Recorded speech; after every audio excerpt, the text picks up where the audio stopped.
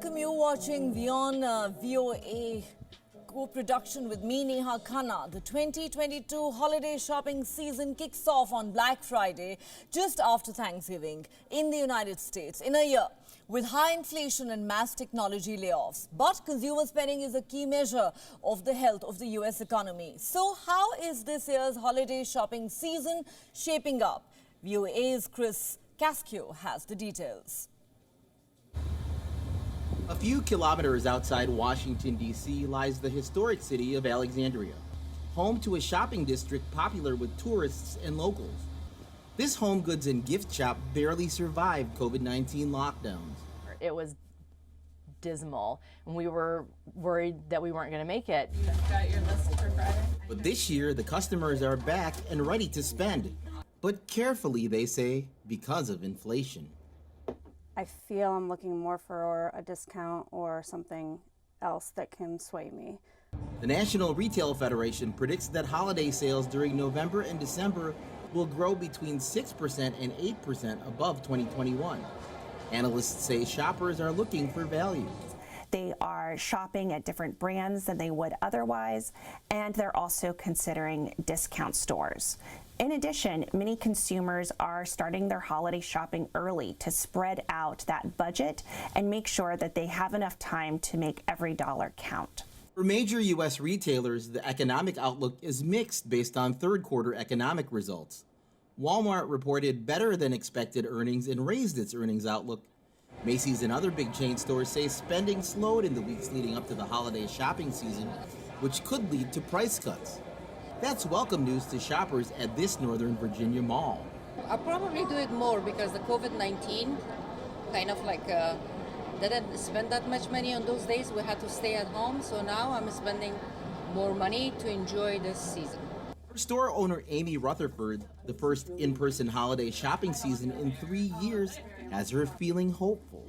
I'm optimistic, as a small business owner, you have to be, but I really am this year. I know inflation's a thing.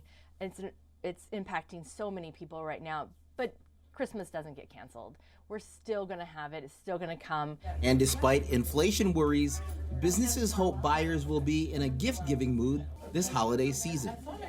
Kocinski, VOA News, Alexandria, Virginia. Voice of America correspondent Jessica Stone spoke with Christine Benz, a retail market expert and principal at KB Advisory Group. Listen in.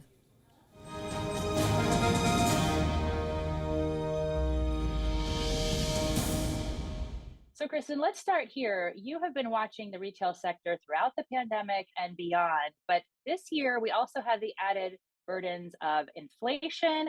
And we're also seeing quite a few layoffs at the end of the year. First, let's just set the stage. Why is this holiday season so important for watching and measuring the strength of the U.S. economy? Well, U.S. consumers that were trying to rebound, and retailers as well, from COVID, were met with so many challenges last year. Demand destruction, inflation, we had a port crisis.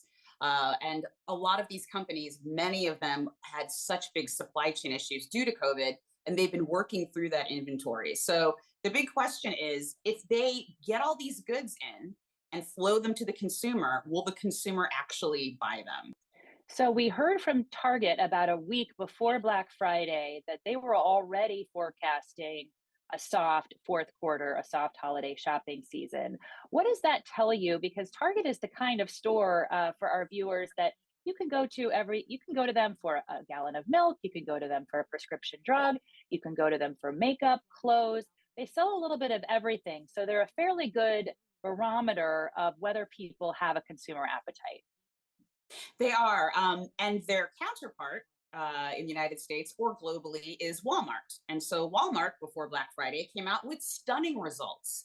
And a nugget that was interesting to me that stuck out in their earnings is that they started taking market share in grocery. So Walmart garnered that consumer, and 70% of the market share that they got were for families making over $100,000 plus. That doesn't Oh, necessarily exactly. indicate that there's a lot of extra money to be spent in the US economy. No, there isn't. All right. One thing I found interesting, though, is that there does seem to be a little bit of pent up demand for holiday shopping in person. There was this poll by a company called One Poll that tested for user testing. They said that half of the people they surveyed don't just want to shop online, they want to go to an actual store.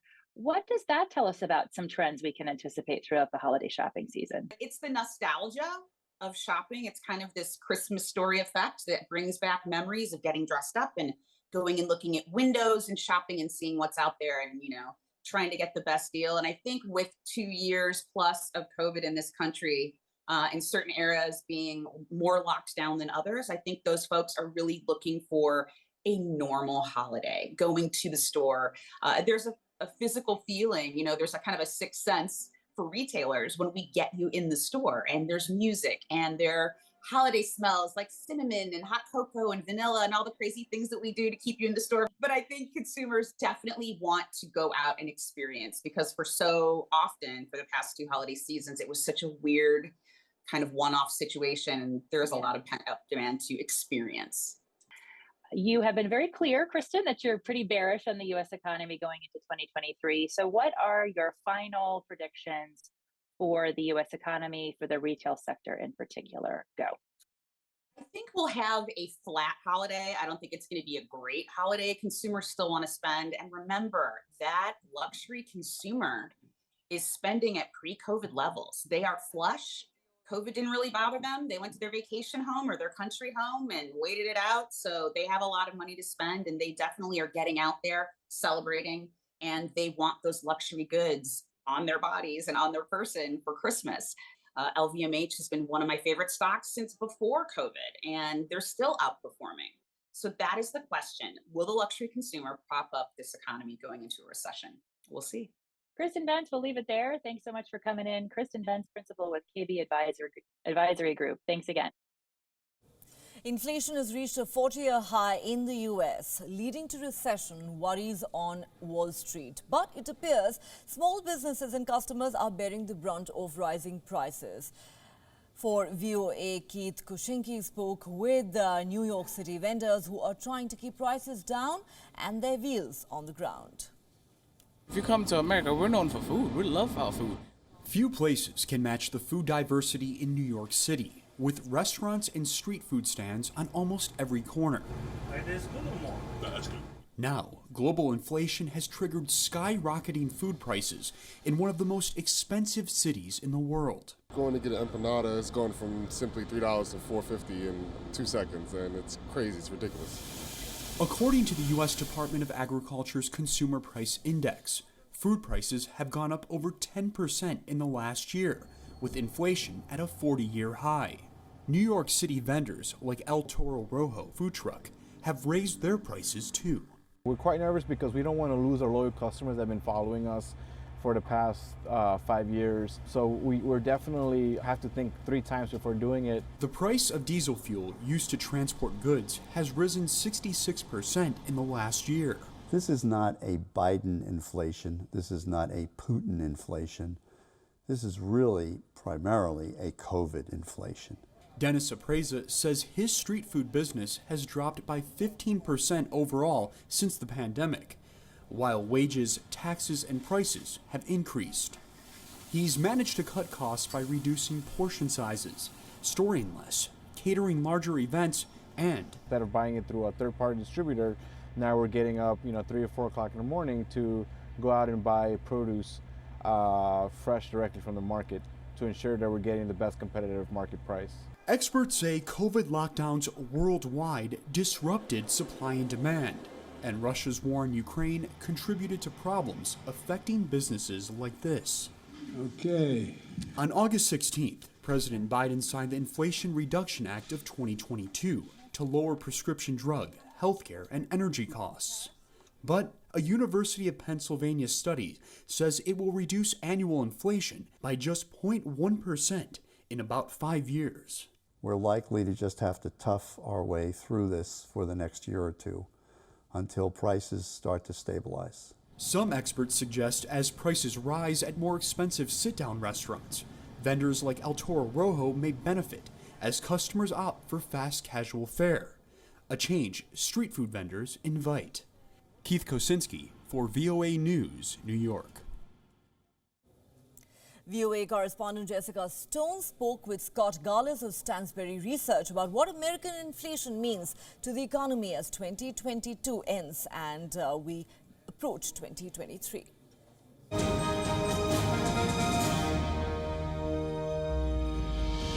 So Scott, going into what we call Black Friday, the beginning of the holiday shopping season, how healthy is the U.S. economy in your estimation?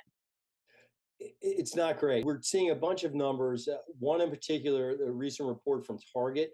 One of the things Target told us was that spending decelerated meaningfully in the third quarter. That happened in the middle of the quarter, which was probably about the July timeframe. And it didn't get any better going into the end of the quarter, which is the end of September. So what that tells me is that Federal Reserve rate hikes are really starting to hurt the consumer meaningfully. So we're seeing spending slow down. We also saw similar numbers in the October retail sales data. What that showed us was people are spending more on things like food and gas and less at department stores and on clothing. You mentioned layoffs there. We've already seen a big announcement by Meta, 11,000 there, Amazon laying off. We anticipate more Twitter layoffs. What do you take from that? When we experienced the growth, the boom after COVID, because of all the government money that was spent on supporting the economy and getting things to pick up, that played out a lot like they were hoping it would. But the big companies that benefited from that the most were big tech. So people were stuck at home. They weren't traveling. Money not spent on travel was spent on goods. So now as the economy is sort of opening back up and going more back toward normal, people are going back into offices, they're having lunches out. That money that was spent on tech-related goods, some consumer goods, that's not as much there. In addition, what you have, inflation is driving the cost of goods up, so people have less disposable income. So as a result, that is going to play out in the form of more tech layoffs because they're not going to see the demand they did during COVID. What are your thoughts on what we could see this holiday shopping season with respect to when we'll get what we order? Are we back on track? Are the supply chains running well again? The big change here with the supply chain, it's really been hung up on China. China is just now starting to change some of their COVID policies. They did have a zero COVID policy. Now they're saying we're going to be more scientifically focused on what's going on. So they're going to try to limit the lockdowns. They're not going to make them as widespread. That's going to get factories running again. At the end of the day, as demand for goods slows down, it will allow inventories to replenish. So near term, it's still going to be a little dicey. Longer term, as inventories rebuild, factories get back to running normal, the supply chain is going to loosen up and the economy globally will basically get back to where it was pre-COVID.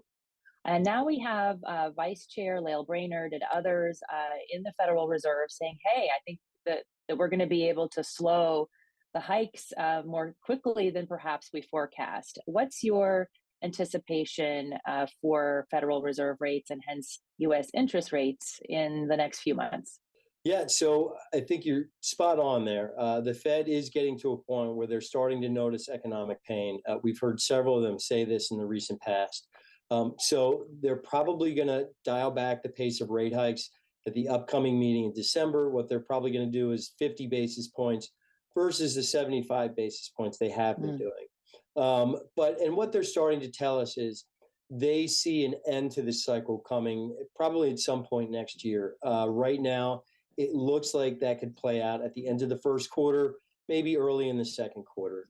And then at that point, what they'll do is they'll pause. And when I say pause, that means they'll just stop raising rates. It doesn't mean they'll cut. Well, I think we might have just gotten a glimpse into your crystal ball for the future, Scott Garlis. Thanks so much for coming in. Scott Garlis there as Senior Analyst with Stansberry Research. Thanks.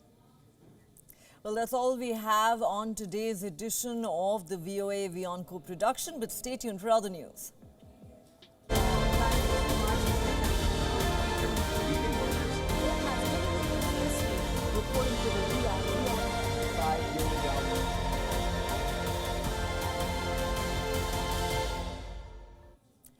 French President Emmanuel Macron could face possible legal problems after the country's financial prosecutor opened an investigation into suspected illegal financing of electoral campaigns in 2017 and 2022. A leading French newspaper has reported that the probe targets President Emmanuel Macron's winning election bids. Although the prosecutors have said in a written statement that they have widened an existing investigation into alleged tax fraud by a US-based consultancy group, McKinsey & Company. The probe is in relations with inconsistent campaign records of consulting companies operating during the French electoral campaigns of 2017 and 2022. Meanwhile, a report published by a French Senate committee in March showed that Macron's government had paid private consultants 2.4 billion euros for reports and advice since 2018. And during that time, McKinsey did notably well. In addition to that, the committee noted that McKinsey had paid no corporate tax in France since 2011. Now, President Macron's office has taken note of the probe and said prosecutors need to carry out their work independently. Meanwhile, the US-based consultancy group McKinsey has consistently denied any wrongdoing. Macron's political opposition has accused his government of spending too much on international consultancies that pay little or no taxes in France.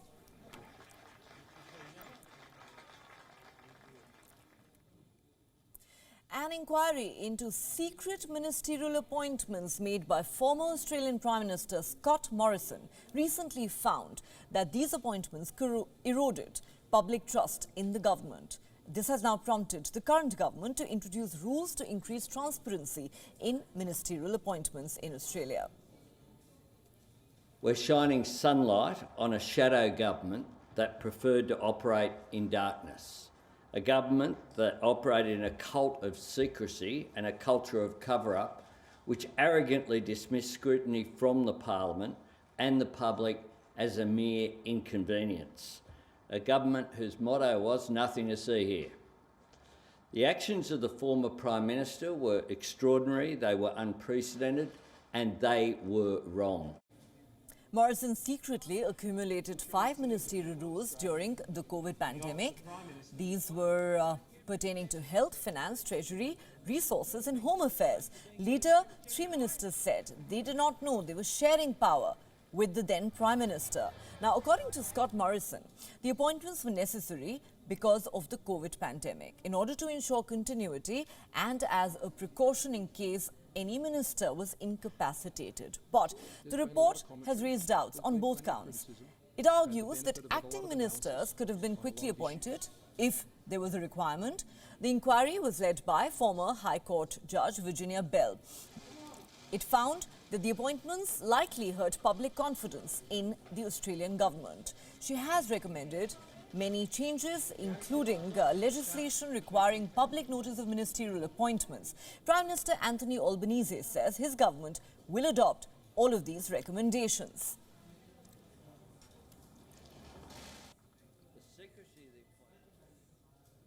Pakistan is likely to witness high-voltage drama tomorrow as Pakistan Tehreek-e-Insaf chairman Imran Khan is all set to resume his long march in Rawalpindi. The country's former Prime Minister has called for a grand rally which is scheduled to conclude in capital Islamabad. The authorities have rejected PTI's plea for using Islamabad parade grounds as a helipad for Imran Khan. Section 144 that prohibits all kinds of gatherings of 5 or more people has been in force in Islamabad for 2 months now. Imran Khan's party has got a conditional permit for the Rawalpindi rally. A 56-point long notification has been issued by the Rawalpindi Deputy Commissioner's office. It has clear guidelines for this protest march. The notification says that anti-state slogans are strictly prohibited. Delivering a speech against constitutional officers, armed forces and the judiciary is not allowed. The notification further says PTI protesters must vacate the rally venue on the night of the 26th of November, as the arrival of the England cricket team in Rawalpindi is expected on the 27th. The administration has also asked for unedited video recordings of the entire event after the termination of the public gathering for the police. The party and the rally organizers have been warned of legal proceedings in case any of the guidelines are violated. PTI's preparations for the mega rally come a day after the Pakistan Interior Ministry warned Imran Khan against continuing with the protest march. The authorities have cited intelligence reports saying there is a clear threat to Imran Khan's life. They've warned there could be a possible terror attack. The Pakistan government, in fact, had asked the PTI leadership to delay the Rawalpindi rally. तमाम intelligence agencies ने red alert के तौर पे इस इज्तिमा के मुतल्लक हुकूमत को आगाह किया है कि इससे कोई भी दहशतगर्द तंजीम या दहशतगर्द जो है वो फ़ायदा उठा सकता है। आपकी अपनी जान को भी जो है आपको भी जो है वो खतरा लाहक है। Pakistan's Interior Ministry also cited the recent Wazirabad attack on Imran Khan to back the claims that there is still a threat to his life. That attack had killed a PTI worker while Imran Khan was shot in the leg.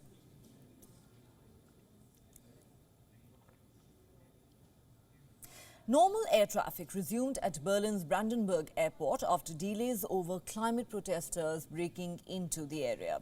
Runways were briefly closed on Thursday as climate protesters broke into the airport and some of them glued themselves to the tarmac. German public broadcaster reported some 13 flights had to be diverted to airports in the eastern state of Soxmi by 6 p.m. local time on Thursday as a result of disturbances at the Berlin airport. A spokesperson for the airport said the activists had entered the airport from 2 points in the north and the south, adding that the police had detained them. Wir hatten heute einen unbefugten Zutritt auf den Flughafen Berlin-Brandenburg, auf das Flughafengelände. Infolgedessen, damit wir ausschließen konnten, dass keine Person auf dem Flughafengelände jemals gefährdet wird, wurde der Flugverkehr für ca. 90 Minuten unterbrochen. Das heißt, alle Starts und Landungen waren in diesem Zeitraum ausgeschlossen.